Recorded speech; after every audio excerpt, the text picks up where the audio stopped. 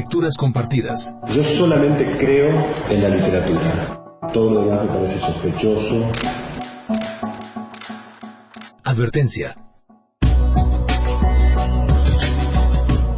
Lecturas compartidas puede causar alta sensibilidad en lectores críticos y atentos. Favor exceder su consumo.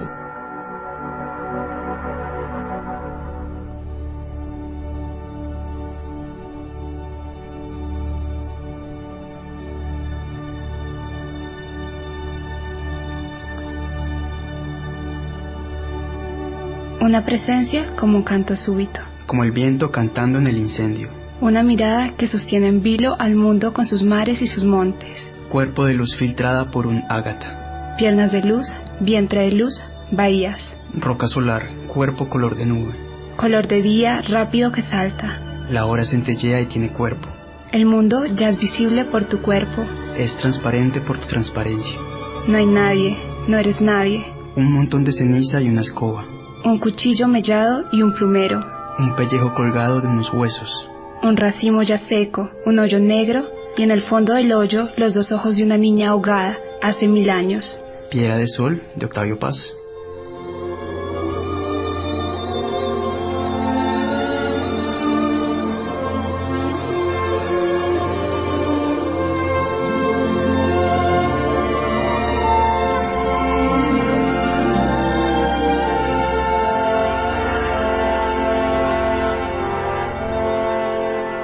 Bienvenidos, queridos oyentes, a una nueva emisión de Lecturas Compartidas. Les habla Johnny Martínez y se encuentra conmigo Valeria Verón. Hola, Valeria. Hola, Johnny. En esta misión rendiremos homenaje a uno de los poetas que sin duda es imprescindible para el siglo XX, tanto en México, su país natal, como en toda Latinoamérica. Estamos hablando de Octavio Paz.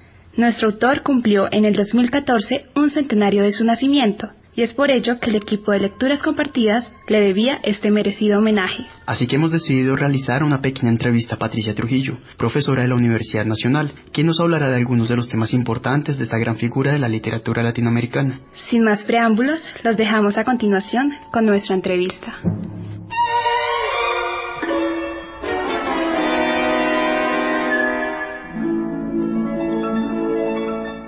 Cuando se habla de Octavio Paz, surgen los nombres de un vastísimo grupo de obras que resaltan tanto por la calidad que se les atribuye como por el impacto que han generado.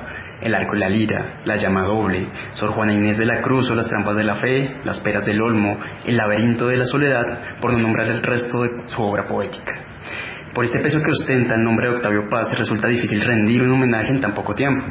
Y es por eso que el equipo de Lecturas Compartidas ha decidido centrarse en algunos temas, en algunas obsesiones del escritor que configuran el ancho de su obra poética y crítica. Estamos hablando de una fe en la palabra, del tiempo y del erotismo. Para conducirnos por este recorrido contamos hoy con Patricia Trujillo, profesora del Departamento de Literatura de la Universidad Nacional, la persona adecuada para mostrarnos la entrada al mundo literario de Paz. Profesora Patricia Trujillo, bienvenida a Lecturas Compartidas. Muchas gracias por la invitación.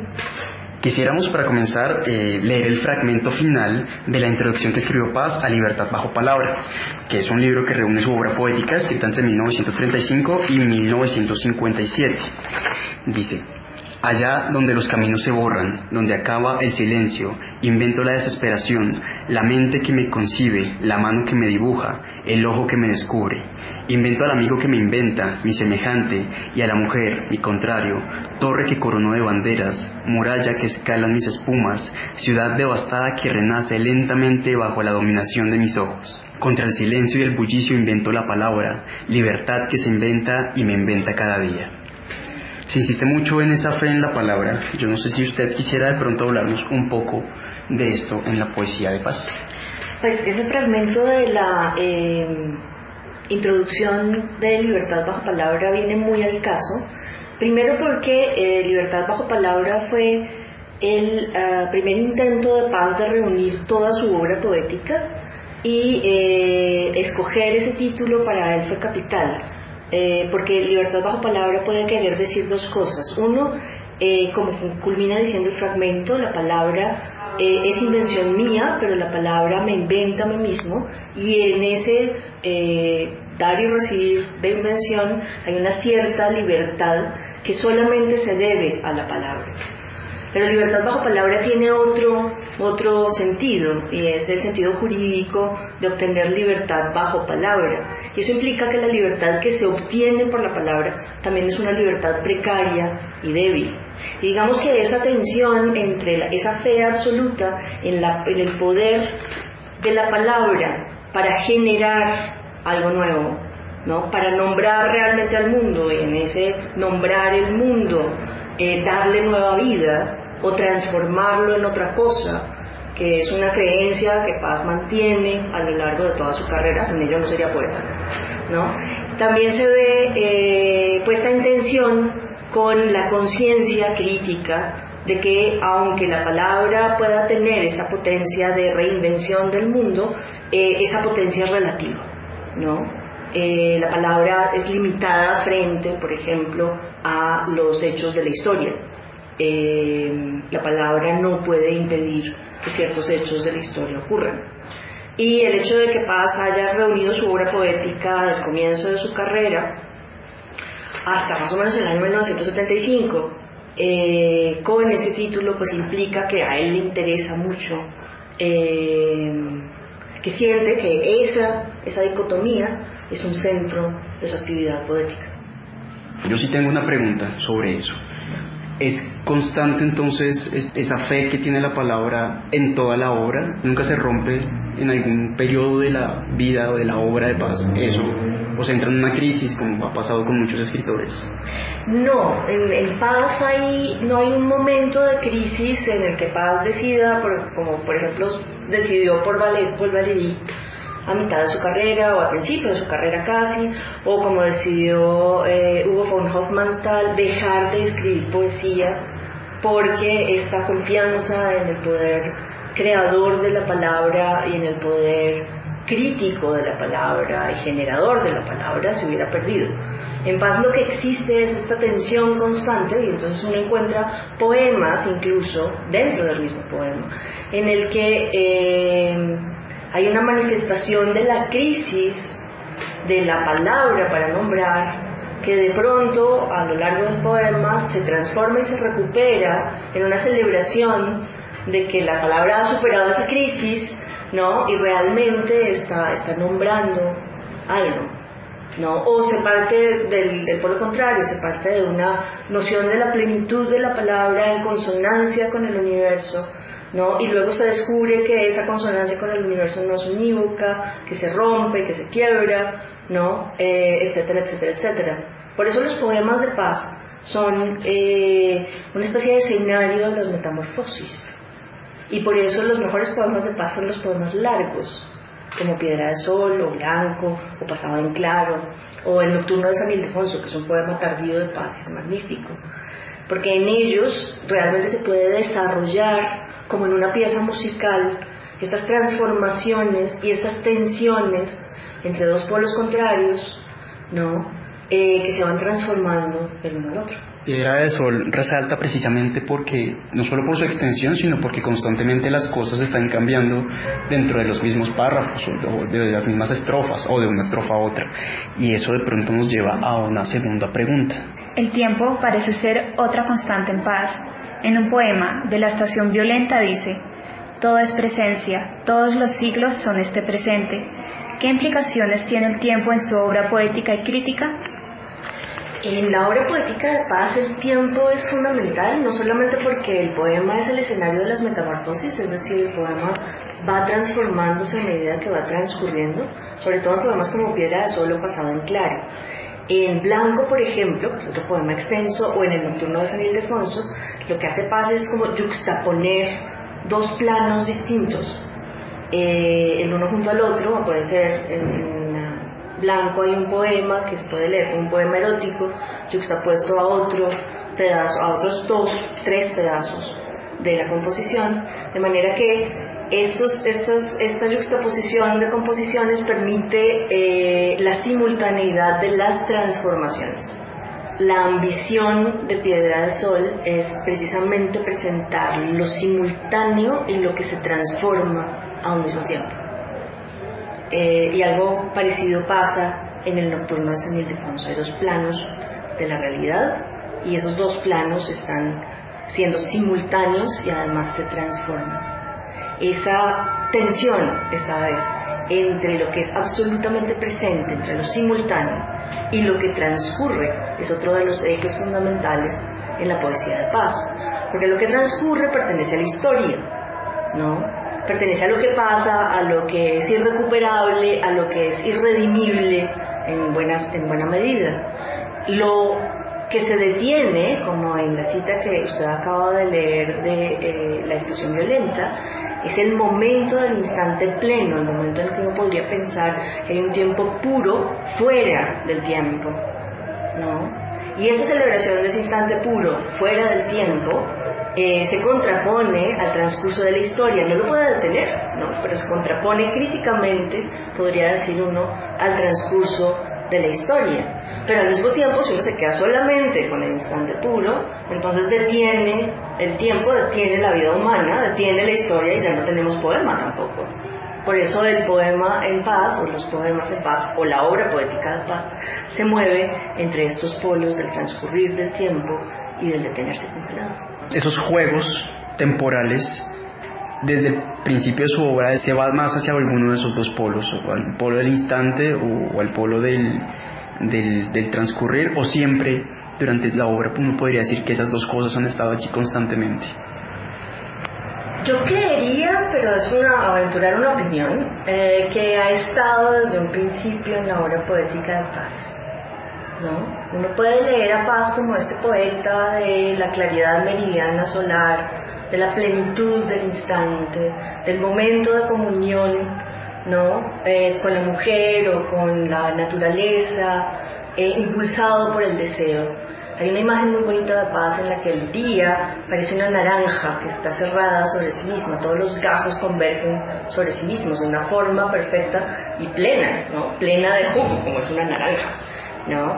Y esa es una imagen muy importante en Paz. Pero al mismo tiempo hay una serie de poemas, ya desde un principio de su obra poética, en la que existe una duda ante la posibilidad de aferrarse solamente a ese instante poético, ¿no?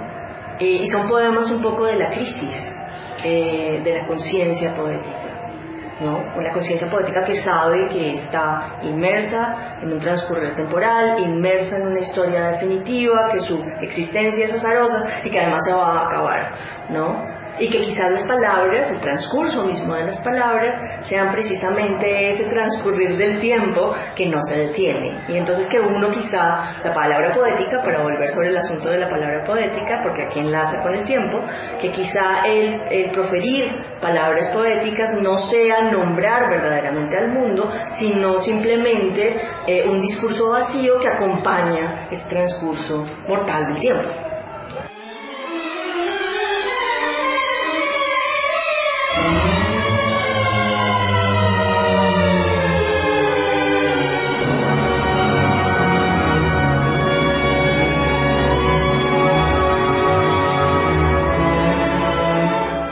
El comienzo. El cimiento. La simiente. Latente. La palabra en la punta de la lengua. Inaudita. Inaudible. Impar. Grávida. Nula. Sin edad. La enterrada con los ojos abiertos. Inocente. Promiscua. La palabra. Sin nombre. Sin habla. Sube y baja. Escalera de escapulario. El lenguaje deshabitado. Bajo la piel de la penumbra late una lámpara. Superviviente. Entre las confusiones taciturnas. Asciende. En un tallo de cobre. Resuelto. En un follaje de claridad. Amparo. De caídas y realidades. O dormido. O extinto. Alto en su vara. Cabeza en una pica. Un girasol. Ya luz carbonizada. Sobre un vaso. De sombra. En la palma de una mano. Ficticia. Flor. Ni vista ni pensada. Oída. Aparece. Amarillo. Cáliz de consonantes y vocales incendiadas. En el muro la sombra del fuego, en el fuego tu sombra y la mía. Llama rodeada de leones, leona en el circo de las llamas, ánima entre las sensaciones. El fuego te desata y te anuda, pan, grial, ascua. Frutos de luces de bengala, los sentidos se abren. Muchacha, tú ríes desnuda en los jardines de la llama. En la noche magnética. Poema blanco de 1967.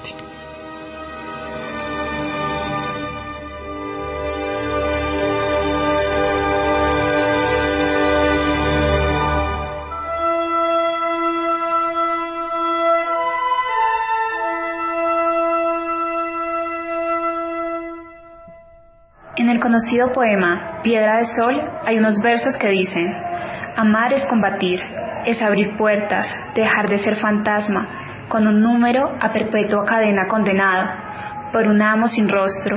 El mundo cambia si dos se miran y se reconocen. Amar es desnudarse de los nombres. Nos gustaría que nos hablara un poco acerca del papel del erotismo. El erotismo en Paz va de la mano de la potencia de la imaginación. Y en este sentido, Paz es heredero de los poetas románticos, y él mismo lo reconoce cada vez que escribe sobre los poetas románticos en su crítica literaria, insiste sobre esto. El deseo erótico es un deseo de fusión del yo con el otro, que implica un deseo de fusión del yo con el universo. Y es el mismo deseo que tiene la imaginación visionaria o creadora, ¿sí?, cuando se enfrenta al universo, ¿no? La potencia imaginativa del ser humano descubre que hay, por ejemplo, conexiones ocultas en el universo, y ese es el mismo impulso que tiene el deseo. Por eso, por ejemplo, cuando Paz comenta la obra de Cernuda en Cuadrivio, es un libro de 1962, él dice que la imaginación en Cernuda es la imaginación amorosa lanzada hacia su objeto, que le permite, ¿no?, al poeta fundirse con ese objeto. Por eso el instante pleno en Paz también es un instante de plenitud erótica, en el que uno, como dice el pedacito de Piedra de Sol que usted acaba de leer, ¿no?, el mundo cambia si dos se miran y se reconocen. En el momento en el que las miradas se cruzan, en ese momento hay un momento de fusión entre los dos que transforma al mundo. Usted ha hablado un poco entonces de la crítica literaria de Paz, creo que es algo que no hemos tocado mucho. A mí me interesaría un poco hablar más de este tema. No sabría cómo conectarlo, si de pronto, bueno, usted dice que en Cernuda se habla del erotismo, de cierta manera, como un lanzarse hacia el objeto. Constantemente en las críticas poéticas, literarias de Paz, este rasgo se resalta, es uno de los rasgos importantes que Paz resalta para la crítica literaria, la función del erotismo dentro de la obra del otro, o qué otros rasgos hay aparte de esos, que uno podría decir como son rasgos importantes que Paz generalmente rescata o que critica de las obras. Inmensa pregunta. Este rasgo del erotismo en la poesía es algo que Paz ve que es una constante en la tradición de la poesía moderna, que arranca desde el romanticismo. Esto lo resalta, por ejemplo, para la obra de William Blake, el hecho de que Blake reivindica al cuerpo humano como una parte fundamental de la existencia humana, ¿no? Y esta dicotomía entre alma y cuerpo Blake la niega. Este es un rasgo que Paz resalta en la obra de Blake y que se prolonga a lo largo de la tradición de la poesía moderna en poetas como Rubén Darío, por ejemplo, o como Cernuda en el ámbito de lengua española, o en poetas como los surrealistas franceses, o en los simbolistas franceses también. Entonces, para Paz, este asunto del erotismo es una constante fundamental en la poesía, porque implica parte de la carga crítica que tiene la poesía moderna, ¿sí? A través de la reivindicación del erotismo, la poesía se enfrenta a la historia y le opone un principio distinto de las lógicas de la historia, pero este erotismo también tiene una carga revolucionaria, tiene una carga transformadora, ¿no?, en la historia. Entonces este poder doble del erotismo, que implica el descubrimiento de potencias ocultas en el universo, ¿no?, que a su vez revolucionan la sociedad humana, ¿no?, o deberían revolucionar la sociedad humana, es un rasgo profundamente surrealista en la poesía y el pensamiento poético de Paz, el pensamiento crítico de Paz también, ¿no? Y él lo resalta a lo largo de toda su carrera como crítico literario. Eso no quiere decir que no vea otros aspectos de las obras que comenta, también vea otros aspectos muy importantes de las obras que comenta, ¿no? Pero ese es un tema que a él le preocupa como crítico, porque, pues como él también dice, él no es un crítico erudito, no es un crítico académico, y tampoco es el simple comentarista cultural que va reseñando al paso que las obras van apareciendo, sino que él es un escritor cuyas preocupaciones marcan también su crítica literaria. Sin duda es una obra muy vasta, una obra poética increíblemente amplia, es un escritor muy fértil, muy prolífico. ¿Cómo recomendaría usted acercarse a la obra de Paz? ¿A partir de qué libro de poemas o de qué crítica literaria que usted diga, como tiene algunos rasgos importantes, o a partir de su experiencia que usted diga, bueno, a mí particularmente me interesó acercarme principalmente por esto, porque me interesaba tales rasgos? Paz es un poeta muy interesante, y tal vez es muy interesante como escritor de poemas largos. Precisamente porque desde un comienzo de su carrera a él le interesó la forma del poema extenso. Hay algunos poemas tempranos de Paz cuya primera versión tienen más de 500 versos, lo cual a uno como lector contemporáneo le parece sumamente grande, pero precisamente porque Paz necesitaba como el espacio para expandir estas reflexiones, o para darle campo a estas metamorfosis de las imágenes y de las presencias en los poemas, y para trabajar el poema un poco como una pieza musical, ¿no? En la que se plantea un tema, se desarrolla, ¿no? Se varía, se plantean contrastes, se resuelve y se cierra.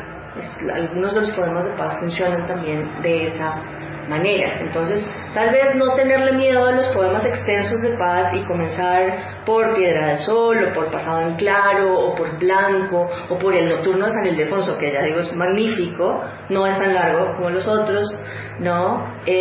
Podría ser una muy buena puerta para abrirse camino en la poesía de Paz. Con respecto a la crítica literaria, depende más bien como de los intereses del lector. Creo que una muy buena puerta para entrar a la crítica literaria de Paz es leer los ensayos sobre los escritores que a uno le interesan, que uno ha leído.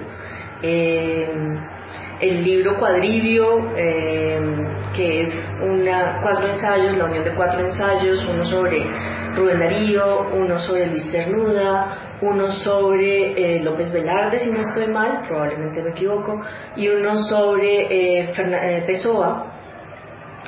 Podría ser también una buena puerta para acercarse a la crítica de Paz, o de pronto Los Hijos del Limo, que es una historia de la poesía moderna muy personal, o La Otra Voz, en la que Paz está pensando cuál es la relación de la poesía contemporánea con las vanguardias, o cualquier otro libro de ensayos que recoja, ¿no? Ensayos sobre escritores que a uno le interesan y que le gustan. Paz tiene mucho que decir acerca de ellos. Bueno, ya se nos acabó entonces el tiempo. Profesora Patricia, muchas gracias por la entrevista. Esperamos contar con usted en una próxima ocasión. No, muchas gracias a ustedes por la invitación. La conversación estuvo magnífica. Gracias.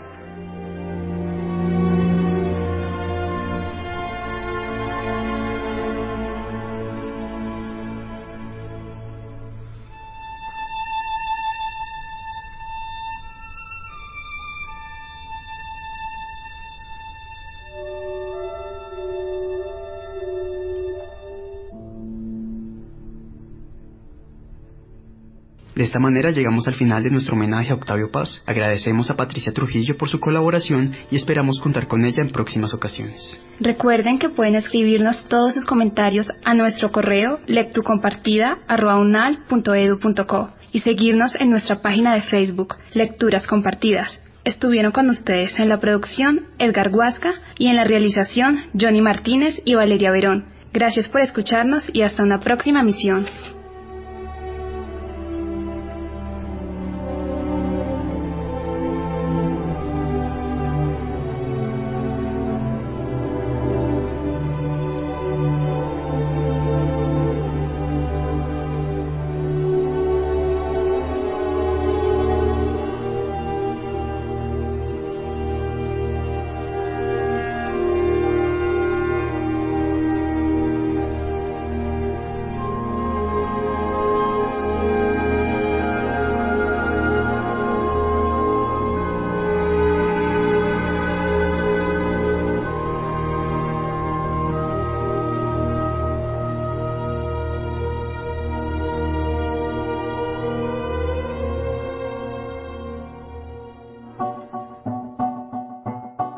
Lecturas compartidas. Yo solamente creo en la literatura. Todo lo demás me parece sospechoso. Advertencia. Lecturas compartidas puede causar alta sensibilidad en lectores críticos y atentos. Favor exceder su consumo.